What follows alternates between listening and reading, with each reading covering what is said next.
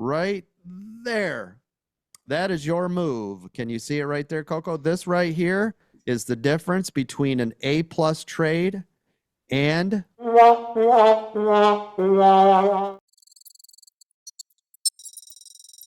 did you say FGL? Listen to Coco over here. She's getting it done over here watching FGL. Now, Coco, now why would you call it there? Tell me.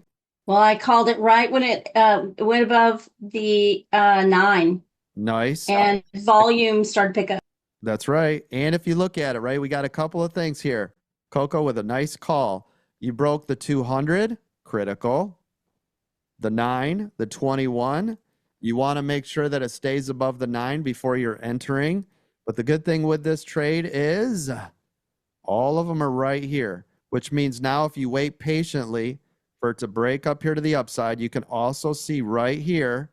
So if you guys look at this, if we put all of this together right there, that is your move. Can you see it right there, Coco? This right here is the difference between an A-plus trade and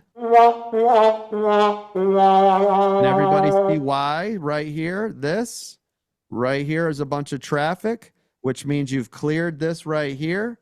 You want to wait for this break right around this area. This will give you the best opportunity for the move to the upside. Does everybody see that? And all you're doing is waiting from here to here. Okay?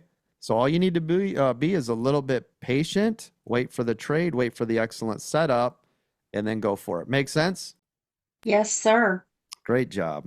Except I got in low. If you got in down here at 433, which would have been the other great area, why?